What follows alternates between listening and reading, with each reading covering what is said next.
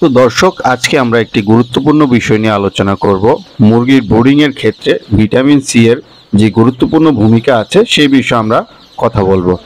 আমরা আসলে vitamin C খুঁজতে গেলে ফার্মেসি বা ওষুধের দোকানে দৌড়াদৌড়ি করি, সেটা না করে আমাদের বাসায় যদি লেবু থাকে প্রাকৃতিকভাবে, সেই লেবু দিয়ে আমরা ভিটামিন সি এর প্রয়োগ করতে পারি।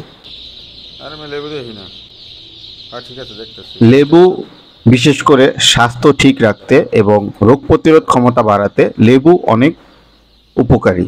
কিছু মূল দিক বলছি। 1.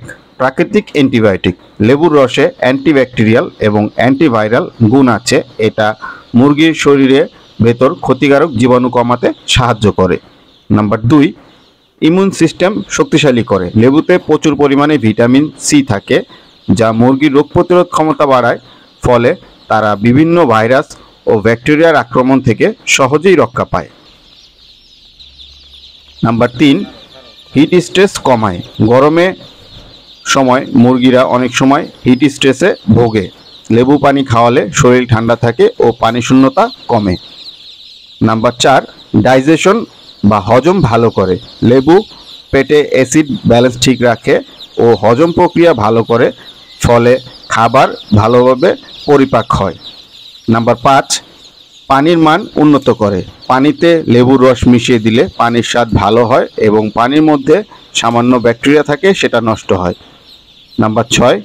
কৃমি প্রতিরোধে সাহায্য করে। নিয়মিত লেবুর রস দিলে অন্তে কৃমির সমস্যা অনেকটাই কম হয়। ব্যবহার পদ্ধতি: সাধারণভাবে 5 লিটার পানিতে একটি মাঝারি আকারের লেবু মিশিয়ে সপ্তাহে 2-3 দিন খাওয়ানো যেতে পারে। কখনো বেশি লেবু দেওয়া উচিত নয়, কারণ অতিরিক্ত অ্যাসিডিটি হলে মুরগির শরীরে সমস্যা হতে পারে। আজকে এই পর্যন্তই আমাদের আলোচনা। এমন নিত্য নতুন তথ্যবহুল ভিডিও পেতে আমাদের চ্যানেলটি সাবস্ক্রাইব করুন এবং পাশেই থাকুন।